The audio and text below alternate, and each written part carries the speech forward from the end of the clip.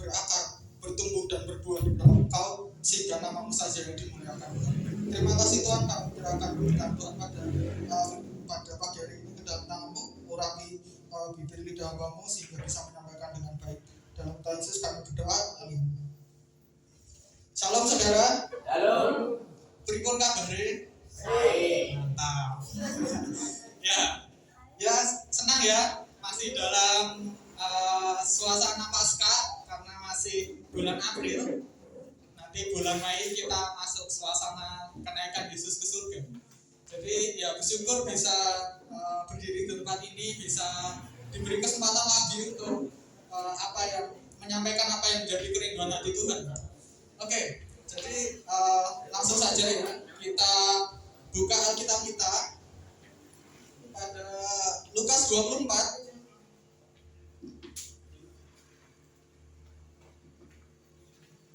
Lukas 24 ayat 13 sampai 21, dilanjut 31 sampai 32.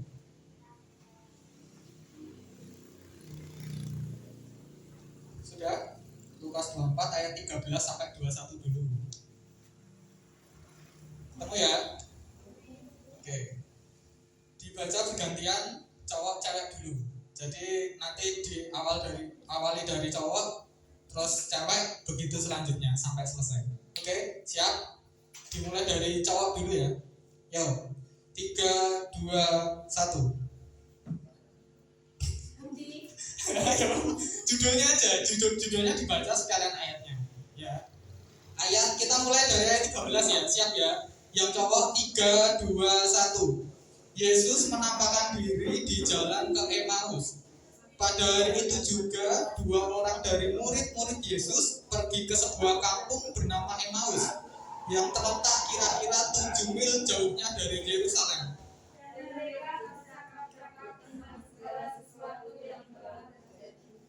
Ketika mereka sedang bercakap-cakap dan bertukar pikiran, datanglah Yesus sendiri mendekati mereka, lalu berjalan bersama-sama dengan mereka. Tapi ada sesuatu yang menghalangi mata mereka, sehingga mereka tidak dapat mengenal Dia. Yesus berkata kepada mereka, "Apakah yang kamu percakapkan sementara kamu berjalan?" Maka berhentilah mereka dengan muka muram. Seorang dari mereka namanya Kleopas menjawabnya, "Adakah engkau satu-satunya orang asing di Yerusalem yang tidak tahu apa yang terjadi di situ pada hari belakangan ini?" Katanya kepada mereka, "Apakah itu?" Jawab mereka, "Apa yang terjadi dengan Yesus orang Nazaret? Dia adalah seorang nabi yang berkuasa dalam pekerjaan dan perkataan di hadapan Allah dan di hadapan seluruh bangsa kami. Tetapi pimpinan kepala dan pemimpin pemimpin ini telah menyerahkan Dia untuk dihukum mati, dan mereka telah menyakitkannya. Padahal kami dahulu mengharapkan bahwa Dialah yang datang untuk membebaskan bangsa Israel. Tetapi sementara itu telah lewat 3 hari sejak semuanya itu terjadi." 31. Ketika itu terbukalah mata mereka, dan mereka pun mengenal Dia, tetapi Ia lenyap dari mata mereka. Kata mereka seorang kepada yang lain, "Bukankah hati kita berkobar-kobar ketika Ia berbicara dengan kita di tengah jalan dan ketika Ia mengingatkan kita suci kepada kita?" Amin. Demikianlah firman Tuhan, diberkati orang yang bukan hanya mendengar tetapi melakukan. Jadi pada kesempatan kali ini judul yang saya ambil yaitu apa Bapak Ibu? Singkirkan semua yang menghalangi. Jadi next mas. Next lagi. Ya, jadi peristiwa penampakan Yesus ini merupakan salah satu peristiwa yang dahsyat, peristiwa yang menggemparkan, peristiwa yang sangat luar biasa, peristiwa yang istilahnya benar-benar menggemparkan gitu ya, menggemparkan entah dari kalangan masyarakat sampai bahkan orang Farisi dan ahli Taurat, pemuka agama, semuanya itu merasa terkagum-kagum gitu dengan peristiwa ini. Jadi saya menjelaskan dulu ini ini garis besar kehidupan Yesus ketika selama di bumi gitu. Jadi ini nggak ada detail-detail kecil, jadi cuma peristiwa-peristiwa yang ya bisa dibilang dahsyat sih. Ya emang semua yang dilakukan Yesus itu dahsyat, tapi ini saya mengambil beberapa yang spektakuler gitu. Jadi yang pertama adalah kelahiran yang kita kenal dengan apa? Natal. Ya. Terus kemudian ketika Yesus beranjak dewasa, ketika pertama remaja dulu umur Yesus disunat umur berapa Bapak Ibu? Ada yang tahu? Kalau nggak salah sih 8 hari. Kalau nggak salah, coba nanti dicek sendiri ya. Jadi pada usia 8 hari, pada tradisi Yahudi, itu Yesus disunatkan dan diserahkan ke bait Allah dengan Yusuf dan Maria mencerahkan dengan persembahan 2 ekor burung merpati. Jadi itu Yesus diserahkan kepada Allah. Terus kemudian berlanjut umur 12 tahun Yesus sudah membuat orang terheran-heran, di mana pada waktu itu Yesus ketinggalan di bait Allah. Umur 12 tahun Yesus ketinggalan dan Maria dan rombongannya nggak tahu. Terus singkat cerita menghampiri Yesus kembali dan Yesus sudah, bayangkan, 12 tahun berdiskusi dengan para ahli agama dan ahli Taurat. Itu dasarnya Yesus di situ. Jadi berlanjut sampai dewasa dibaptis oleh Yohanes Pembaptis di Sungai Yordan. Pada umur ke-30 dia mulai ke publik pelayanan, memberitakan firman Tuhan, menyembuhkan orang sakit, mengadakan tanda mujizat. Mujizat pertama apa? Air menjadi anggur di Kana. Itu mujizat pertamanya Yesus. Jadi ya di dalam Alkitab itu nggak ditulis detail gitu. Yesus melakukan apa aja pada jam segini, Yesus melakukan apa enggak. Karena kalau ditulis Alkitab kayak yang Yohanes pasal terakhir mengatakan, agaknya dunia ini tidak muat apa yang Yesus katakan. Apapun yang Yesus kerjakan di selama hidup di dunia nggak akan muat. Alkitab berlembar-lembar pun nggak akan muat karena ya sebegitu dahsyatnya. Terus berlanjut lagi ke kematian. Pada usia 33 tahun Yesus disalibkan dan akhirnya kita baru saja merayakan kemarin Jumat Agung. Kalau umat Katolik merayakannya dari hari Rabu Abu, Kamis Putih, Jumat Agung, Sabtu Sunyi, akhirnya Minggu Paskah.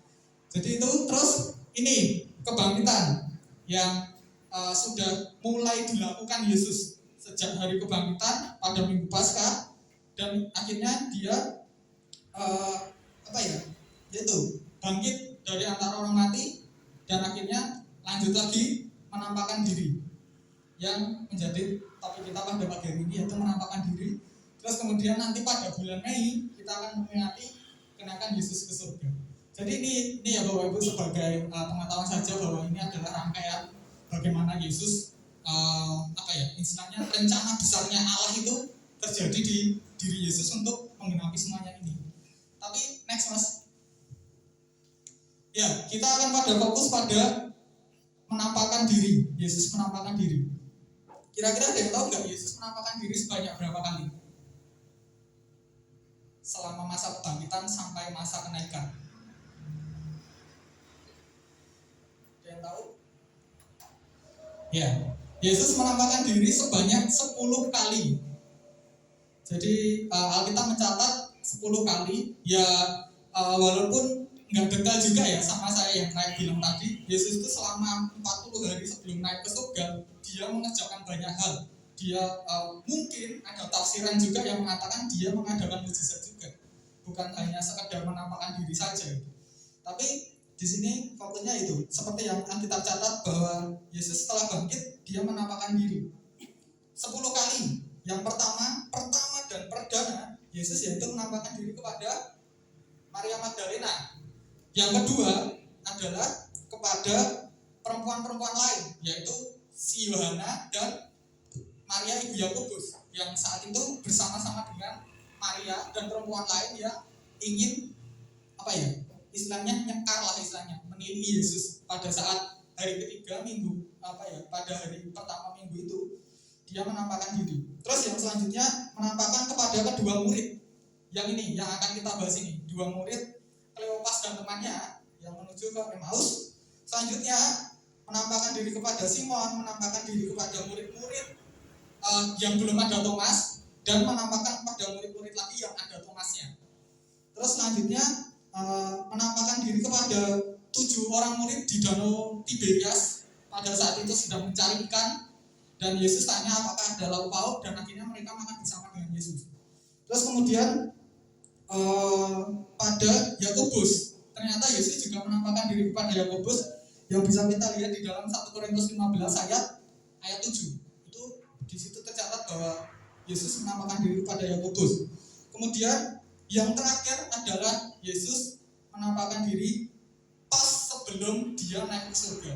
Jadi dia menampakkan diri lagi kepada murid-muridnya, memberikan janji bahwa kamu harus pergi, beritakan Injil, muridkan, baptis, dan jadikan semua bangsa muridku. Itu adalah pesan terakhirnya Yesus sebelum dia benar-benar naik ke surga.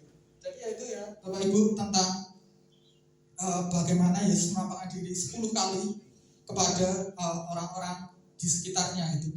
Terus di sini yang akan saya bahas lebih detail yaitu bagaimana Yesus menampakkan diri kepada 2 orang murid di Jalan Emmaus. Next. Ya ini ilustrasinya kedua murid. Nggak tahu saya ini Kleopas yang mana. Kayaknya sih yang bajunya ini deh, bajunya apa ini? Karena ini lihatnya baru bercakap-cakap nih. Kayaknya. Itu kenapa Yesus mukanya suram, karena kan di ayat dikatakan ada sesuatu yang menghalangi mata mereka sehingga mereka tidak mengenali dia. Oke, next. Lalu apa yang membuat mereka nggak mengenali Yesus? Yang pertama adalah mereka diliputi kesedihan, yaitu ayat 17. Mari kita lihat ayat 17. Ayat 17. Nah ini yang ayat B. Maka berhentilah mereka dengan muka muram, dengan muka kalau di terjemahan itu dengan muka yang susah, dengan muka yang sedih, dengan muka yang muram. Ini sama. Jadi ya ini kalau saya pikirnya manusiawi ya Bapak Ibu, karena kita sedang asik-asik nih, kita sedang asik-asik ngobrol sama teman kita pas kita berjalan, tiba-tiba ada orang datang nggak kita kenal, istilahnya apa ya? Nimbrung, istilahnya nimbrung kita ngomong. Jadi itu kalau Bapak Ibu jadi si Kleopas sama temannya tadi gimana? Tiba-tiba ngobrol terus tanya gitu, kamu sedang bicarain apa toh? Jadi orang yang sok kepo gitu loh Bapak Ibu. Jadi ya kalau saya memposisikan diri saya sebagai Kleopas, ya saya sedih, marah, dan merasa ini orang siapa sih, nggak kenal kok, tanya-tanya dan lain sebagainya. Itu hal yang manusiawi, hal yang wajar. Tetapi di sini yang menjadi tingkat kesedihan mengapa mereka sedih adalah yaitu tadi mereka benar-benar sedang merasa sedih karena ditinggal sang guru, ditinggal Yesus, bagaimana dia mengikut Yesus. Ini Kleopas dan muridnya ini bukan apa ya, dalam tanda kutip bukan murid kandungnya Yesus, karena ke-12 muridnya itu kan sudah disebutkan ya di Injil Matius, siapa Simon Petrus, terus Yudas Iskariot, Bartolomeus, siapa lagi gitu. Tapi ini adalah murid dari muridnya Yesus.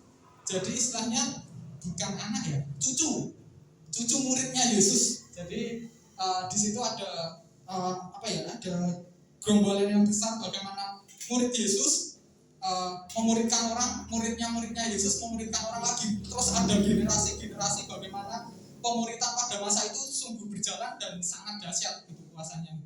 Jadi ini adalah cucu muridnya Yesus, yaitu Kleopas dan temannya. Oke, jadi ini ya bagaimana tadi mukanya muram, sedih, melihat merasa nggak senang gitu ada orang ini tiba-tiba nimbrung, karena itu perjalanannya jauh Bapak Ibu. Kalau kita lihat 7 mil itu setara 11,5 kilo. 11,5 kilometer. Jadi jalan capek enggak Bapak Ibu? Capek enggak? Saya pernah ngerasain jalan 15 kilo. Saya pas kena gempa Jogja itu jalan 15 kilo. Saya masih TK kecil umur 5 tahun. Itu itu saya wis nggak ngerasa wis nggak bisa bayangin lagi karena itu bisa jadi apa ya, jadi trauma tersendiri gitu karena ya ampun jalan begitu jauh, istilahnya nggak ada orang yang memberikan bantuan, nggak ada orang yang ngasih makan, terus akhirnya ya itu tadi bagaimana melihat proses ya saya ada saat ini ya mungkin gara-gara gempa yang Tuhan izinkan terjadi itu. Kalau gempa nggak ada kemungkinan saya nggak akan di sini, saya nggak akan nggak akan benar-benar bisa merasakan campur tangan Tuhan gitu. Karena saya di Jogja zona nyaman, benar-benar enak pol di sana, saya nggak merasakan nggak merasakan ya wis benar-benar surga dunia kalau di Jogja itu. Ya itu sedikit cerita ya. Oke, next selanjutnya. Nah ini hal yang mendasar karena ada yang menghalangi mata mereka. Itu saya ilustrasinya itu orang yang pakai kacamata sangat tebal. Jadi saya pun juga sama Bapak. Kalau saya lepas kacamata itu, saya nggak melihat. Jadi saya melihat wajahnya Sera, melihat wajahnya Brilian, ini nggak kelihatan. Semua rata mukanya. Karena benar ini main 8, kanan kiri 8 semua. Jadi ya saya buta, benar-benar buta kalau lihat gini. Istilahnya jarak 1 meter atau setengah meter pun masih kelihatan gitu. Jadi kalau baca itu sangat dekat sekali. Makanya saya butuh bantuan ini. Oke, lanjut ya. Karena menghalangi mata mereka kayak yang disebutkan di ayat 16. Ayat 16, mari kita lihat. Tetapi ada sesuatu yang menghalangi mata mereka sehingga mereka tidak dapat mengenali Dia. Jadi ada sesuatu. Alkitab tidak mencatat segala sesuatu yang menutup itu, entah itu debu atau si Kleopas sama si temannya itu mempunyai sakit mata dan lain sebagainya, nggak ada.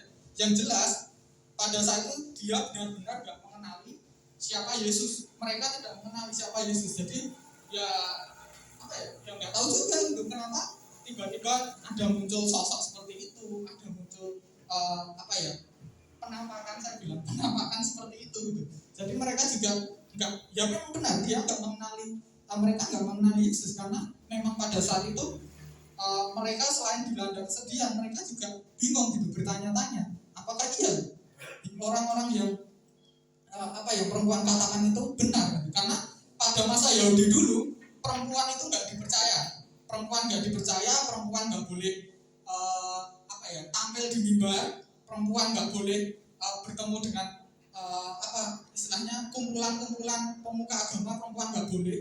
Karena pada zaman Yahudi dulu yang selalu jadi penguasa itu laki-laki. Maka dari itu Yesus menampakkan diri kepada Maria Magdalena, yaitu untuk mendobrak itu semua, untuk istilahnya bukan Yesus nggak mengenapi hukum Taurat, bukan Yesus nggak menaati hukum Taurat, tetapi Yesus ada bukan untuk menghapus hukum Taurat, tetapi untuk menggenapi hukum Taurat. Itu Alkitab sendiri yang mencatat bahwa Yesus bukan nggak menghapus, loh, Tuhan nggak menghapus, tapi Tuhan menggenapi. Bagaimana ada pembaharuan, bagaimana ada transformasi yang istilahnya sudah semakin relevan di perjanjian baru. Karena kalau kita hidup zaman sekarang, kita masih menuruti hukum Taurat, perempuan-perempuan ini nggak ada di gereja. Jadi perempuan-perempuan ini nggak ada yang jadi singer, nggak ada yang jadi WA, bahkan perempuan pun nggak bisa ada yang jadi gembala. Yaitu itu sebabnya itu semua karena Yesus itu bagaimana dia mendobrak bukan hanya aku menampakkan diri nggak mau kecowok dulu, tetapi ya ini benar cewek ini Maria Magdalena ini benar-benar yang ditampakkan Yesus pertama kali, yaitu untuk mendobrak itu Yahudi, tradisi Yahudi pada masa itu. Terus pada saat itu pun Maria juga nggak mengenali Yesus itu. Yesus dikira penjaga taman. Jadi pada waktu itu Maria bilang, Tuhan, apakah engkau tahu mayat Yesusku? Terus si Yesus baru bilang Maria berpaling dan mengenali dia adalah Yesus. Jadi jadi bagaimana ada yang menutupi pandangan mereka sehingga mereka tidak mengenali dan benar-benar tidak habis pikir gitu, bagaimana dia merasa hal yang semua yang mereka harapkan itu sia-sia, mereka harapkan semuanya itu benar-benar nggak ada harapan itulah untuk kita bisa percaya. Pada saat itu mungkin dia nggak percaya sama Yesus karena dia itu sudah mati dan bangkit pun nggak ada orang yang langsung percaya gitu pada waktu itu. Jadi ya ini lagi-lagi saya tarik dalam kehidupan keseharian ya Bapak Ibu. Pada saat kita istilahnya pikiran kita baru sumpah, pikiran kita baru banyak masalah, pikiran kita baru istilahnya apa ya, di dalam otak kita ini udah kayak otaknya SpongeBob. Tahu yang nonton SpongeBob? Otaknya SpongeBob itu isinya awan hitam semua di kepalanya awan hitam itu. Ada kilat-kilatnya itu. Jadi ya apa ya? Yaitu kita kalau istilahnya sumpah, jujur aja Bapak Ibu. Kalau kita sumpah, kalau kita banyak masalah, ya ampun Tuhan, beban hidup berat, segala sesuatunya terasa berat. Kalau dikasih saran sama orang yang sabar ya Bu, Tuhan kuatkan. Gimana hati Bapak Ibu rasanya gimana? Sebel nggak? Sebel. Kalau saya sebel Bapak Ibu. Jadi, yo kamu nggak rasanya apa yang aku rasakan? Aku sangat sedih, aku sangat beban berat. Kamu ngomong sabar-sabar, kamu nggak ngerasain. Saya pernah loh dikasih saran gitu sama teman saya. Terus ada juga, mungkin saya udah pernah cerita ya. Ya ini bukan menjelekan hamba Tuhan enggak.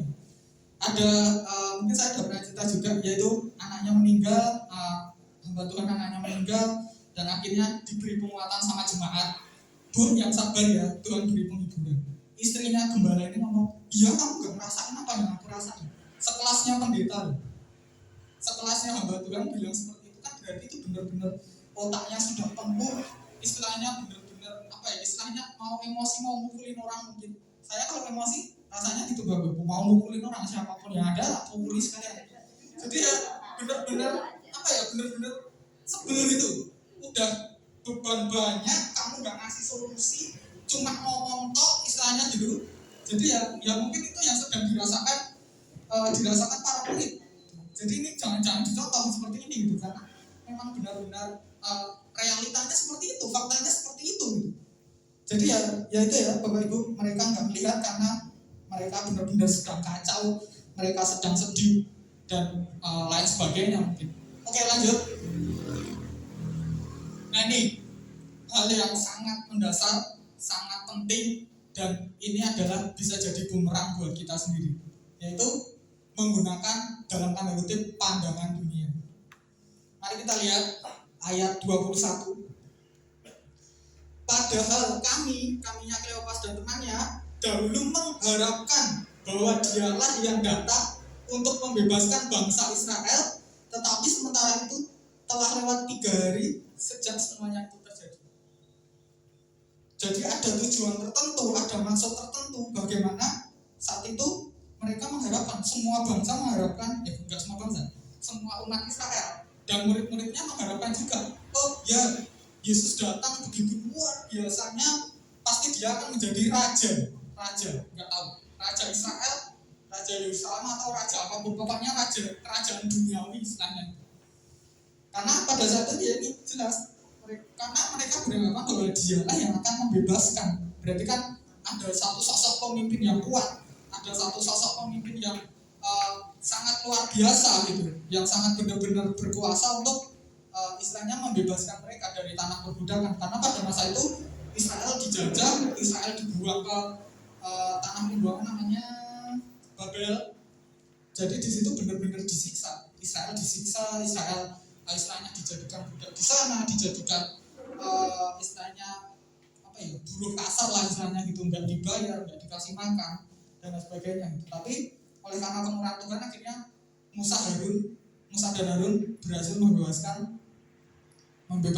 bangsa Israel dari tanah Mesir. Walaupun si Musa nggak masuk ke tanah perjanjian, yang masuk adalah siapa yang masuk tanah perjanjian? Yosua Kaleb ya? Ya, Yosua Kaleb. Iya, betul. Ya itu. Jadi mereka beranggapan itu tadi. Oh ya, Tuhan berkuasa. Nanti aku mesti dapat berkat banyak. Nanti aku mesti dapat segala sesuatu yang berlimpah. Nanti aku akan mendapat hal-hal yang istilahnya di luar nalar kita. Ya, itu Yesus janjikan. Yesus berjanji telah memberikan apa yang lebih dari yang kita doakan. Itu janjinya Tuhan. Tetapi juga jangan lupa bahwa kita itu harus mendekat dulu sama Tuhan. Minta berkat nggak salah, minta perlindungan Tuhan, minta pengampunan Tuhan nggak salah. Tapi jangan sampai lupa diri. Kita ini siapa? Kita ini istilahnya cuma butiran debu. Tapi kita nyuruh Tuhan, pokoknya aku enggak kamu berkati, aku enggak mau ke gereja. Pokoknya aku enggak kamu berkati, aku enggak mau pelayanan. Pokoknya kamu enggak mau berkati aku bla bla bla bla. Hello, Tuhan siapa Bapak Ibu? Tuhan itu raja atas segala raja, Tuhan atas segala Tuhan. Tapi kita suruh-suruh, yang berasa Tuhan itu diri kita, dan pembantunya itu Tuhan, bukan kebalikannya. Ya, jadi perlu kita tanamkan ya Bapak. Kita minta berkat nggak salah, saya nggak mengatakan doa Yabes itu salah, enggak. Tetapi ya itu tadi, kembali lagi ke Matius, carilah dulu kerajaan Allah dan kebenarannya, maka semuanya itu akan ditambahkan kepadamu. Jadi yang kunci utamanya mencari, mendekat, dan semuanya itu akan mengikuti. Kita istilahnya nggak usah sibuk cari-cari dan lain sebagainya. Kalau kita mendekat sama Tuhan, Tuhan akan memberkati kok. Amin. Amin nggak? ya itu ya. Jadi pandangan dunia ini adalah kesalahan yang besar.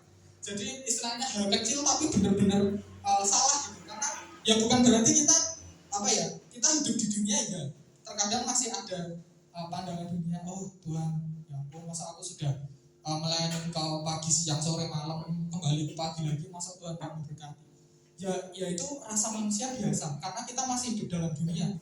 Saya pernah bilang kalau di dunia nggak mau menderita, di dunia nggak mau sengsara, di dunia kita mau nyanyi aja, langsung konfirmasi sama Tuhan, Tuhan aku mau pulang sekarang ke surga. Tuh, nah ya, kalau di dunia nggak merkosa gitu aja, karena di surga dikatakan di sana tidak ada tangis dan tidak ada ratapan, tidak ada kesakitan, tidak ada retak gigi. Di sana surga ada. Tapi pertanyaannya, apakah iya kita sudah siap untuk kita pulang ke surga? Siap? Ya, belum siapnya itu bukan karena kita nggak percaya kita selamat ya, tapi kita belum siap karena tujuan Allah belum tergenapi. Kenapa? Tujuan Allah kita di bumi, orang percaya di dunia itu jadikan semua bangsa muridku. Itu tujuan Allah. Kalau tujuan itu sudah tergenapi, kita akan mati satu-satu. Ya, jadi itu. Mari kita berlomba-lomba bagaimana kita kayak murid-murid tadi mendidik. Bukan hanya menjangkau saja. Menjangkau lebih mudah daripada memuridkan. Mendapatkan lebih mudah daripada ngopeni. Bener nggak? Ya, nah, setuju sama saya berarti. Yaitu, itu tadi ya, istilahnya mendapatkan jiwa baru itu lebih mudah daripada ngopeni jemaat-jemaat. Saya juga mungkin merasakan sama yang dirasakan Bumi. Ngopeni jemaat itu wangel pol. Ya nggak Bumi? Jujur? Iya.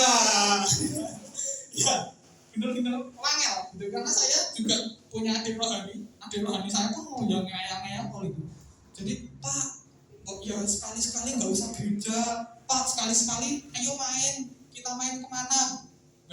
Bocah gitu.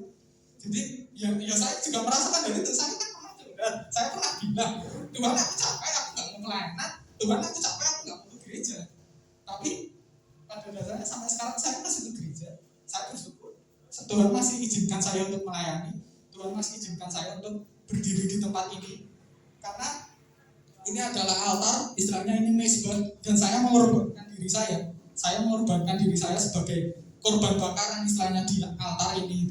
Jadi setiap yang apa saya katakan ini, saya nggak manipulasi, saya nggak istilahnya menghiasi kata sehingga khotbah saya kalau khotbah spektakuler, kalau khotbah sangat luar biasa, enggak.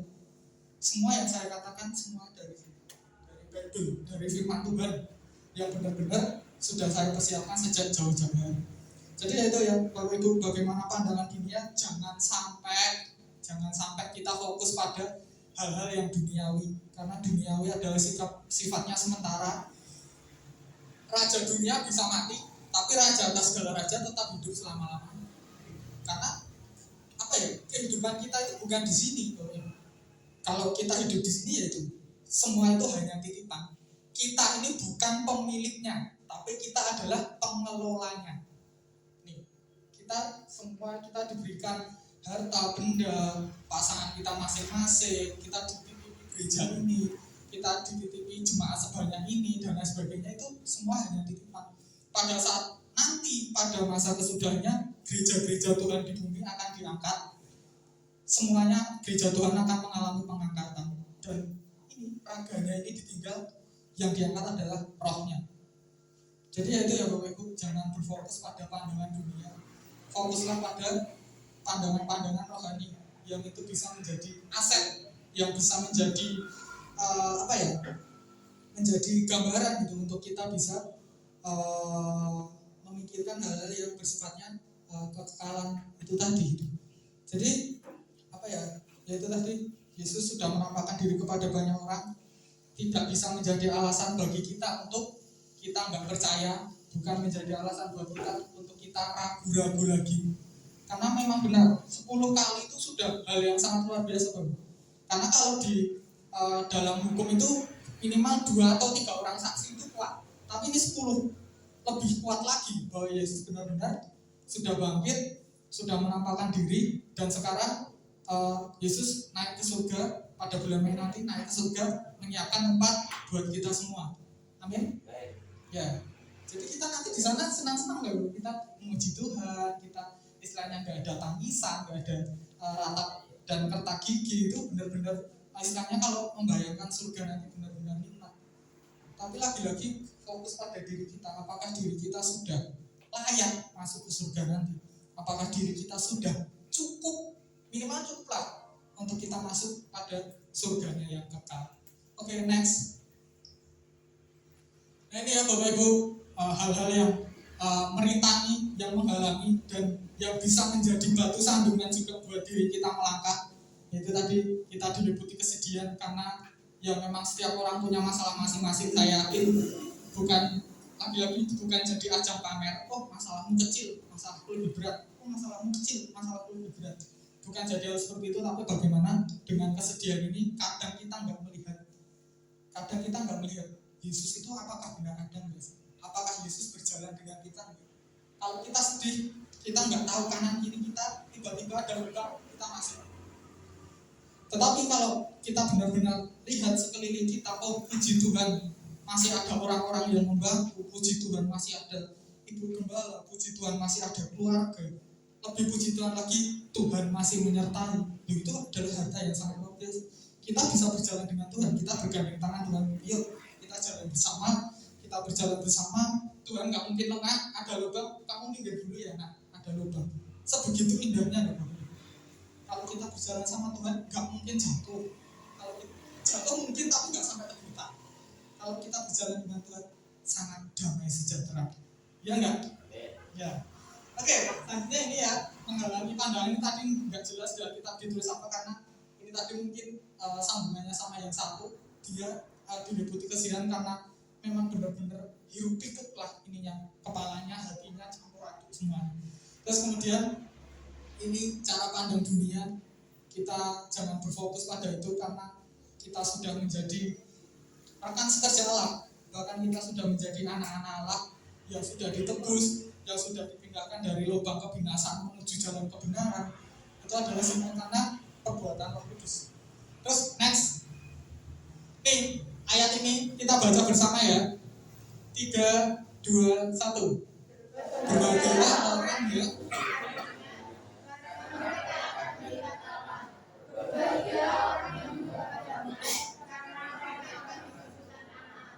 Amin. Kita anak-anaknya Allah.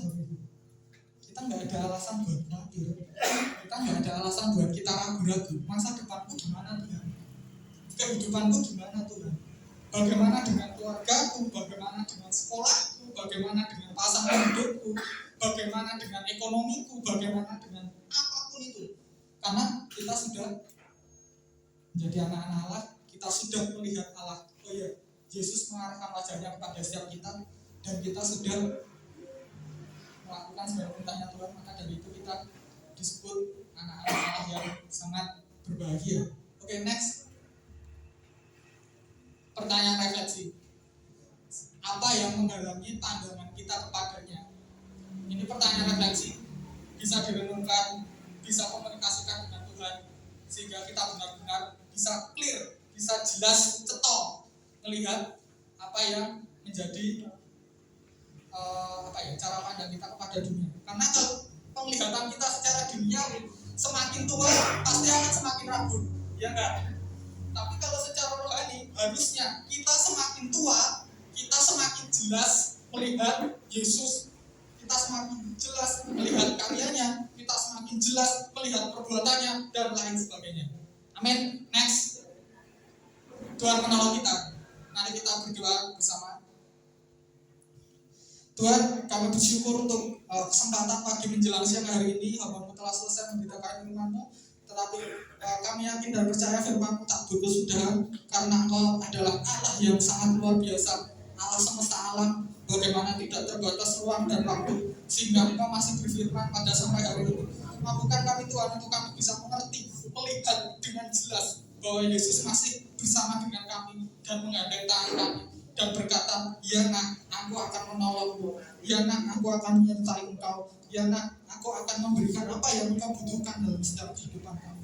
Iman ini saudara, bahwa engkau adalah anak-anak pilihan Allah, engkau adalah umat pilihan daripada Tuhan, sehingga engkau adalah orang-orang yang diberkati, engkau adalah orang-orang yang selalu dalam lindungannya. Karena kita bukan menjadi murid lagi, kita bukan menjadi sahabat lagi, tetapi kita adalah sekarang menjadi anak dan rekan sekerja daripada Allah. Terima kasih Tuhan, Hamba-Mu telah selesai memberitakan firman-Mu. Tuhan yang memberkati setiap orang yang mendengar, dan juga Tuhan yang menolong Hamba-Mu untuk bisa melakukan bersama-sama apa yang menjadi kehendak daripada Tuhan. Terima kasih, dalam nama Yesus kami menyerahkan semuanya ke dalam tangan-Mu. Haleluya, amin.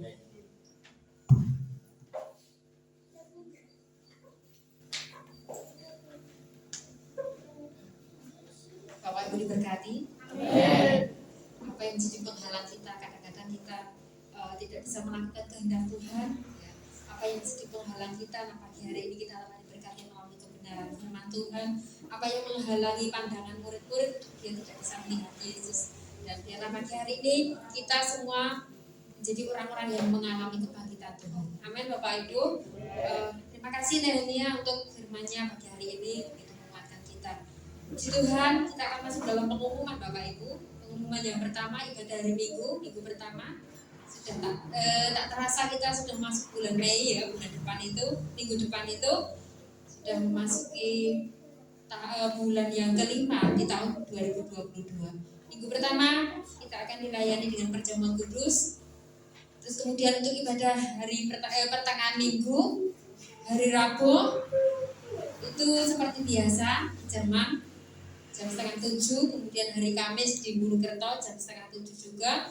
Kemudian hari Sabtu kita ada latihan untuk petugas altar di gereja jam 1 siang, dan kemudian jam 3:30 ada ibadah pemuda dan remaja. Tuhan, itu saja pengumuman yang perlu saya sampaikan, dan kita akan memberikan waktu untuk bendahara kita yang akan menyampaikan hal-hal yang perlu disampaikan.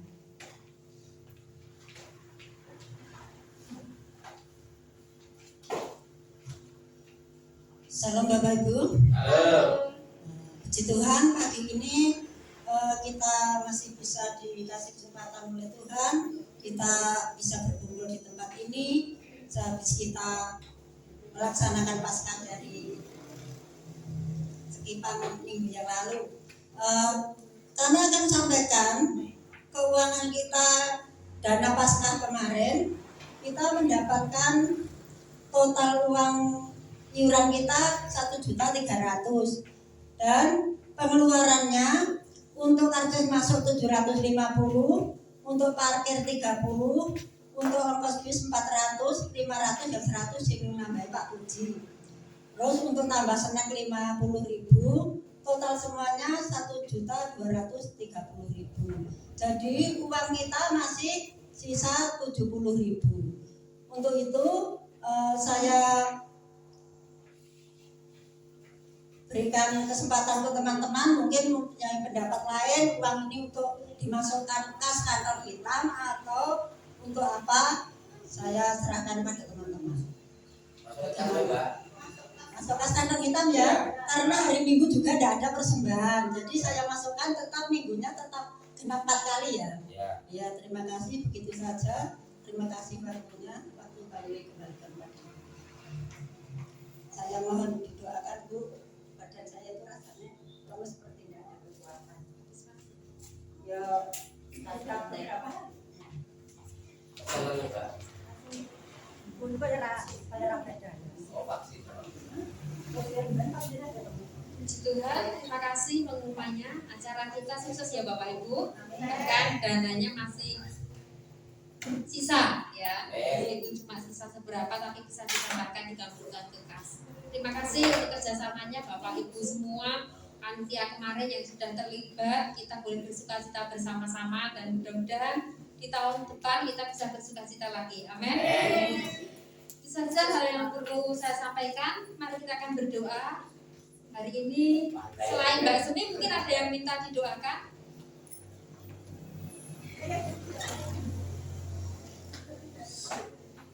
Kenapa?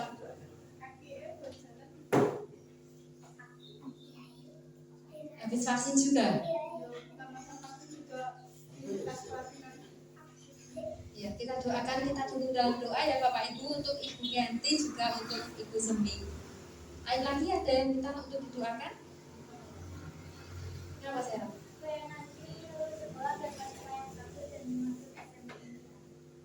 Oh iya. Kita berdoa juga Mbak Sarah minta didoakan agar nanti lulus dengan nilai yang bagus katanya. Bisa mendapatkan sekolah yang diinginkan ya. Kita mau berdoa bersama-sama, saya akan pimpin dalam doa dan Bapak Ibu mendukung dalam iman. Kita mau menyatukan hati kita mau datang kepada Tuhan. Bapa dalam surga, kami mengucap syukur pagi hari ini atas pimpinan-Mu Tuhan, Engkau telah memimpin ibadah kami dari awal pertengahan sampai dengan akhirnya. Kami mau bersatu hati bersama dengan sidang jemaat di tempat ini. Kami menyatukan hati kami Tuhan, kami mau berdoa. Yang pertama kami mau berdoa untuk Ibu Feby Seminingsih yang hari ini merasakan tidak enak di dalam badannya sudah beberapa hari. Mari Bapak, kami percaya bahwa bilur-bilur di atas kayu salib itu mampu untuk memberikan kesembuhan. Kami berdoa untuk Ibu Semi di dalam nama Yesus. Mbak Semi boleh menerima kesembuhan yang daripada Engkau pada pagi hari ini Tuhan. Sehingga setiap kelemahan tubuh yang dirasakan Tuhan akan mengangkat dan menggantikan dengan sukacita yang daripada Engkau. Berkati untuk Ibu Kenti juga yang hari ini merasakan tidak enak dalam badannya Tuhan, dalam kakinya. Mari Bapak, Engkau memberikan pemulihan yang sempurna Tuhan. Karena kami percaya bahwa Engkaulah tabib kami, Engkaulah dokter kami, Engkaulah Allah yang sanggup untuk menyembuhkan setiap sakit penyakit kami. Terima kasih Bapak di surga, terima kasih. Kami berdoa buat seluruh jemaat yang hadir pada pagi hari ini. Yang sakit Tuhan sudah memberikan kesembuhan. Yang datang dengan membawa beban berat Tuhan. Melalui ibadah kami pagi hari ini, Engkau telah membuat hati kami bersukacita. Sehingga kami dapat kuat menanggung setiap beban permasalahan yang kami hadapi. Terima kasih Bapak. Kami berdoa untuk Mbak Gabriela Sera yang hari ini juga minta didoakan agar bisa lulus dengan nilai yang terbaik Tuhan. Kiranya Engkau berkati anak ini Tuhan agar tumbuh menjadi pribadi yang takut akan Tuhan, boleh menjadi berkat bagi banyak orang, baik di sekolah, di rumah, di masyarakat, di gereja, akan terus menjadi berkat bagi sesama Tuhan. Bahkan Tuhan akan memberikan sekolah yang menjadi harapan untuk Sera agar dapat diterima di sekolah yang Dia inginkan Tuhan. Di dalam berkat nama Yesus, Engkau memberkati setiap doa-doa kami Tuhan. Kami berdoa juga Bapak Lukas yang hari ini boleh juga bersama-sama dengan kami. Tuhan, apa yang menjadi pergumulan dalam hidupnya, Engkau melihat, Engkau mengetahui akan setiap isi hati dan kerinduannya Tuhan. Biarlah Bapak Lukas terus bisa kuat di dalam Tuhan. Terlebih Tuhan, Engkau memberikan jalan keluar dalam setiap permasalahan yang dihadapi. Kami mau berdoa buat bangsa dan negara kami Indonesia yang tercinta ini Tuhan. Engkau berkati bangsa kami, Tuhan, kami rindu lawatan-Mu, Engkau nyatakan atas bangsa ini Tuhan, sehingga kami rindu amanat agung-Mu itu dapat diberitakan, sehingga banyak orang akan mengenal kasih Kristus, dan banyak orang akan diselamatkan seperti Tuhan telah menyelamatkan kami. Terima kasih Bapak, berkati buat rencana pembangunan gereja kami Tuhan. Kami bersyukur ada beberapa proposal yang sudah masuk dan ada yang sudah di ACC Tuhan. Mari Tuhan, kami percaya bahwa Engkaulah sumber daripada berkat itu, dan kami percaya, kami hanya berharap kepada kasih dan pemberian yang daripada Tuhan, berkat yang daripada Tuhan. Kami percaya Engkau akan memberkati sehingga pembangunan gereja gereja juga pembangunan pastori ini dapat terlaksana dengan baik, sehingga Natal Tuhan kami boleh memperluas gedung gereja kami sampai dengan belakang, sehingga kami boleh merayakan Natal dengan sukacita yang daripada Tuhan. Terima kasih Bapa di surga, berkati untuk mereka yang tidak bisa hadir pada pagi hari ini, berkati untuk Mas Dimas, berkati untuk Ibu Dalina, berkati untuk Mbak Glory, berkati untuk Mbak Soko Tuhan. Engkau berkati jiwa-jiwa ini ya Tuhan, agar dimanapun mereka berada, kasih setia Tuhan tetap ada pada mereka. Terima kasih Bapak di surga, terima kasih. Mari Bapak Ibu Saudara kasih Tuhan, kita akan bangkit berdiri bersama-sama. Kita akan akhiri ibadah kita dan kita akan terima berkat yang daripada Tuhan. Haleluya. Bapak, Ibu, Saudara dan anak-anak yang dikasihi oleh Tuhan, terimalah berkat dari surga, berkat daripada Allah Bapa, cinta dan kasih sayangnya di dalam Tuhan Yesus Kristus, dan persekutuannya yang indah di dalam kuat kuasa Roh Kudus akan terus memampukan kita, menghibur kita dari kemenangan sampai kepada kemenangan, dari hari ini sampai dengan Maranatha. Di dalam berkat nama Tuhan Yesus Kristus, semua yang sudah diberkati Tuhan dan percaya, bersama-sama kita katakan amin. Selamat pulang, Tuhan Yesus memberkati kita semua.